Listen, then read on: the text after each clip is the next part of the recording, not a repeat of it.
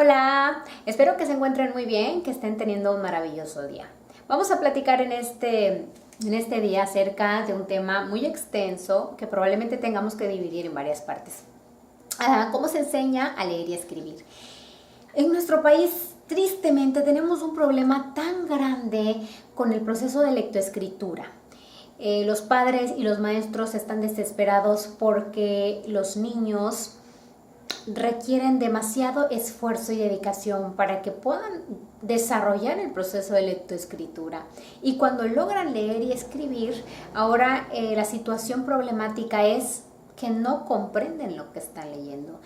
Y yo me atrevo a decir que la comprensión lectora tiene que ver con el método utilizado para que nuestros niños aprendan a leer. Vamos a hablar un poquito más adelante acerca de este punto. Vamos a dividir en algunas preguntas este tema porque es bastante largo y espero aclarar algunas de las dudas si coinciden con estas preguntas que me han hecho. La primera es: ¿a qué edad debería de empezar un niño a leer y o escribir? Dicen los expertos que se requiere básicamente que los conos y los bastones de los ojos estén desarrollados para que se puedan identificar las imágenes en tercera dimensión. Y esto ocurre entre los 7 y 8 meses de edad de un bebé. Entonces, desde los 7 u 8 meses de edad, ¿podemos acercarnos ya a la lectura? Pues sí, la respuesta es sí. Hay métodos diseñados para aprovechar este desarrollo visual en los niños y que aprendan a leer. Hay un método llamado Doman que tiene que ver con esto, que se aprovecha esta capacidad de los niños desde tan corta edad. Ya es cuestión personal que ustedes decidan hacerlo o no. Ahora bien, ustedes saben, porque lo hemos platicado en otros videos, que el cerebro funciona con base en conexiones neuronales que se realizan cuando se reciben estímulos a través de los sentidos. Entonces, básicamente, lo que ocupan los niños es ser estimulados para acercarse a la lectura. Cuando un niño es pequeño, él no sabe si algo es difícil o no.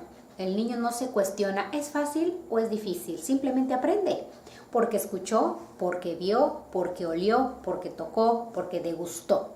Y todo se registra en el cerebro. No hay fáciles y no hay difíciles.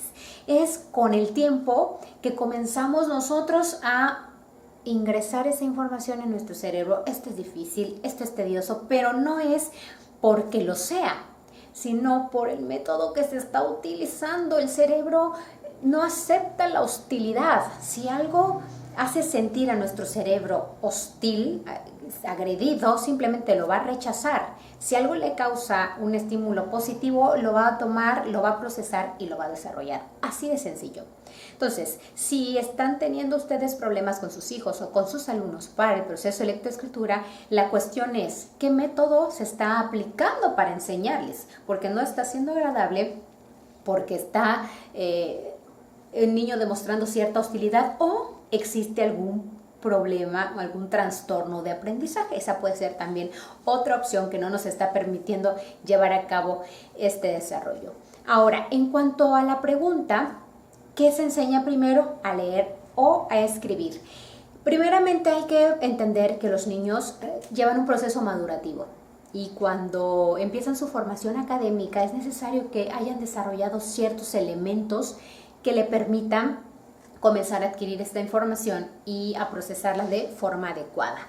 Una de ellas es el oír, y el otro es hablar. No hay un reloj exacto que nos diga a qué edad precisa el niño debe de hablar, a qué edad precisa el niño debe de expresarse adecuadamente. Lo cierto es que debe de desarrollarlo. Los niños desde la gestación, a los 4 meses de gestación, comienzan a desarrollar el sentido del oído. Es por eso que los bebés desde el vientre de la madre ya escuchan y reconocen incluso la voz de mamá, de papá o de los seres que se encuentran cercanos a él. Y cuando nacen ya tienen registrados los tonos de voz y por eso saben que mamá, que papá está cerca. Entonces, desde los 4 meses de gestación nuestros niños ya escuchan. Ahora, toda esa información que se registró a través del oído queda en el cerebro. y en algún momento se va a reproducir a través del habla. Ese es el segundo elemento, el habla. Si escuchan, en algún momento van a hablar, van a repetir lo que el cerebro ha registrado a través del oído. En el caso número 1, el escuchar no requiere ningún esfuerzo físico. Si ustedes se dan cuenta, oír no implica ni que nos movamos, simplemente estamos escuchando lo que hay alrededor en el ambiente y no estamos haciendo ningún esfuerzo. Lo único que está funcionando es el cerebro que está procesando esa información. Ahora, para hablar sí se requiere esfuerzo a través de nuestro físico, a través de la boca, de la lengua, de las cuerdas vocales, del esófago. ¿Se dan cuenta? Hay muchos elementos de nuestro cuerpo implicados en la acción de hablar. Oír no requiere esfuerzo, hablar sí. Primero escucho o oigo, luego hablo. En los otros dos elementos que estoy dejando en cuestión madurativa y que tiene que ver con la formación académica es leer y escribir. Leer no requiere esfuerzo físico, es simplemente mirar, procesar. El esfuerzo realmente lo realiza el cerebro, pero nosotros no nos tenemos que mover para leer. No hay ningún órgano más implicado más que el cerebro.